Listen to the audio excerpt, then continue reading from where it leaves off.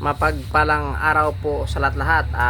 Sa lahat pala no nanonood ng aking video at sa nag-share ay maraming salamat talaga sa tiwala. Alam nyo ba ang mga gamit na ito?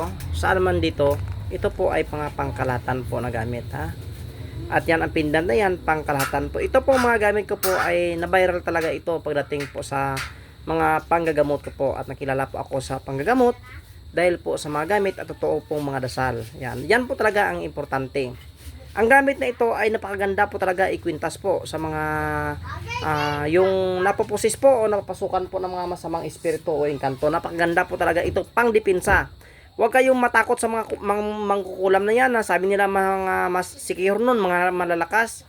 Pag ako po ang humawak ng nakulam nung sikihor po ang kumulam. Respeto po sa lahat po ng mga sikihor nun, pero hindi po lahat ayan po talaga ay pagalingin po natin pag kinulam po. Ang iba po talaga ng mga sikihor ay hindi nadadamay lang po yan. Pangalan lang po ang nakilala po sila po. Iba po ng mga sikihor ay mga buti pong mga tao yan.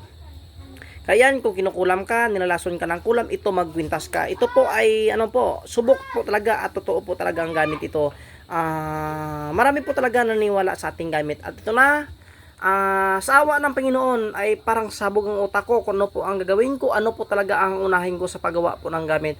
Kasi marami po talaga nag-order sa atin, hindi natin mapatapos-tapos, kaya pasensya. Hintay-hintay po, first come first serve po. Kaya ito na,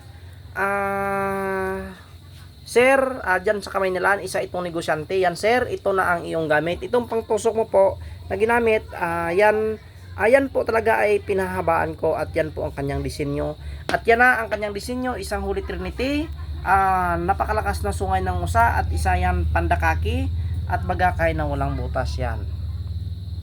At yan pa, ang pinagawa niya po sa akin ay 5 piraso po ito. 1, 2, 3, 4, 5. Yan. At saka itong 6 ito po ang pangtoso. Kasi isa din po itong mga gamot. Balang araw ito ay makilala po itong taong ito. Sa panggamot kasi napakabuti niya at totoo. At isa itong negosyante pero tumutulong talaga sa kapwa po na nangangailangan. Saludo po ako sa lahat po ng mga manggagamot na nag-aaral po ng lihim na karungan na totoo. Saludo po ako sa inyo. At pasensya po sa nag-chat sa akin o nag-transact. Hindi ko po nasagot ang inyong mga katanungan at saka yung mga iba po na paggamot ay napaka-busy ko po talaga sa paggawa po ng mga gamit sa ngayon. Kaya yan, pakishare po ng ating video, mapagparapal tayo balang araw, meron akong inahanda po ng mga gamit. Kasi nga ay pasensya, parang sasabog talaga ang utak ko kung paano po tatapusin talaga ang mga gamit na yan. Kaya ito na sir, ito na ang iyong napakagandang sungay ng usayan. At saka ito yung nag-order sa atin na sa labas ng bansa at pinaisuot niya po sa kanyang asawa. Ito na po ang nyug niya na 4 ang mata. At meron niyang kasamang bracelet po na kagaya nito po sa akin yan. Gagawin pa lang po yan. At saka yung sa mutya nag-order sa atin, yung sa nyug po na mayroong paikot sa mutya ay malapit na din matapos. Kaya yan, maraming salamat talaga sa tiwala lahat po ng kumuha ng ating gamit. At ang iba po na hindi po nagawa ay wag po kayo magtampo kasi ginagawa ko yan. Minsan kasi hindi ko talaga ma-focus ito. Kasi nga yung alam niyo ba kung bakit ay hindi po dapat nakabilad yung araw-araw yung mata mo. Akalain mo kanina, nag-umpisa ako ng alas 7, natapos ako ngayong mga alas 4:30 na ng hapon. Kaya yan, ginagawa ko naman ang aking mga gawain. Kaya maraming salamat talaga sa tiwala na lahat ng kumuha sa atin ng gamit. Ang iba po, nahihirapan po kung paano sila kunin ng gamit. Kunan sila ng gamit. Ako po, nahihirapan ko kung paano ko tatapusin. Parang sasabog yung utak ko. Pero maraming salamat pa rin sa Panginoon dahil binigyan niya ako ng trabaho na dito lang po sa bahay.